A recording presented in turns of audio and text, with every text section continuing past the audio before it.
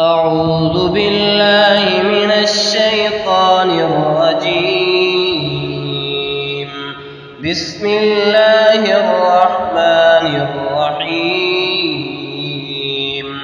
وإذ استسقى موسى لقومه فقلنا اضرب بعصاك الحجر فانفجرت منه 12 عينا قد علم كل أناس مشربهم كلوا واشربوا من رزق الله ولا تعثوا في الأرض مفسدين.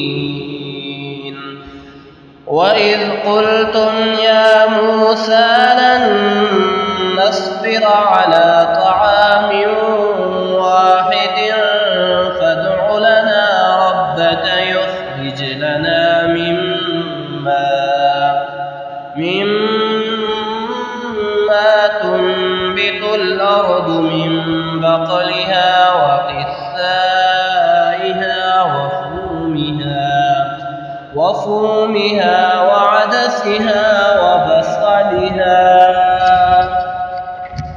قال أتستبدلون الذي هو أدنى بالذي هو خير اهبطوا مصرا فإن لكم ما سألتم وضربت عليهم الذلة والمسكنة وباءوا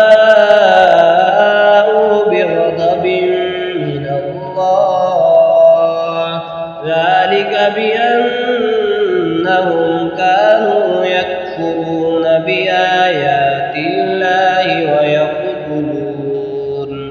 ويقتلون النبيين بغير الحق ذلك بما عصوا وكانوا يعتدون.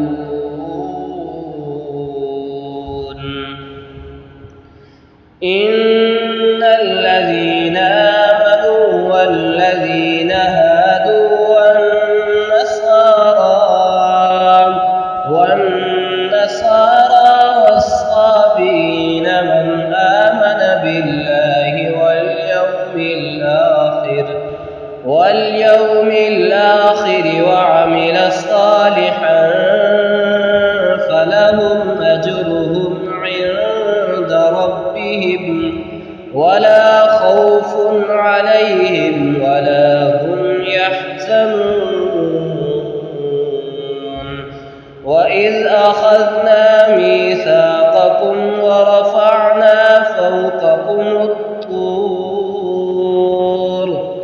خذوا ما آتيناكم بقوة واذكروا ما فيه لعلكم تتقون.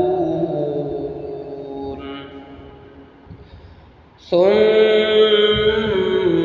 توليتم من بعد ذلك فلولا فضل الله عليكم ورحمته لكنتم من الخاسرين.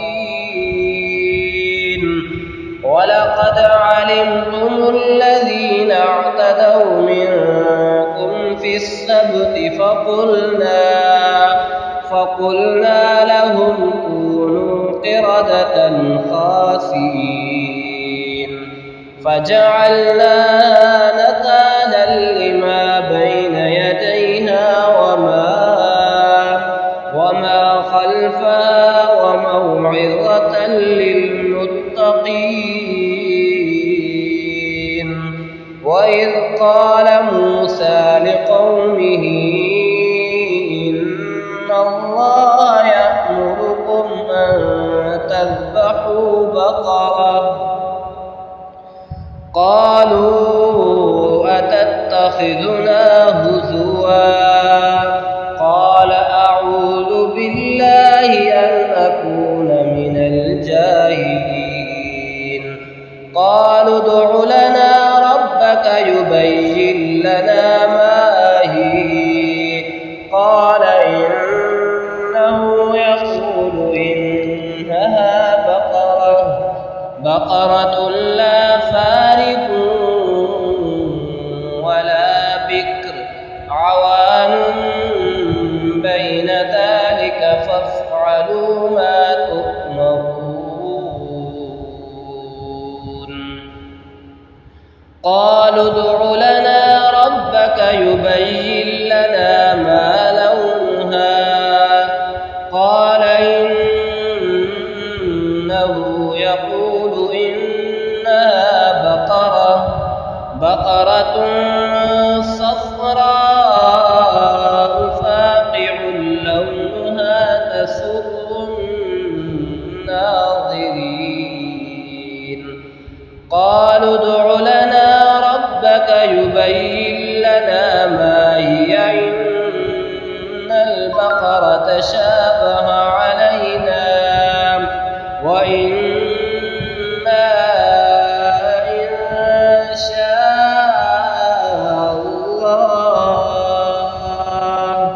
إن شاء الله لمهتدون قال إنه يقول إنها بقرة لا ذلول تثير الأرض ولا تسقي الحرث مسلمة لا شية فيها قالوا الآن جئت بالحق فذبحوها وما كانوا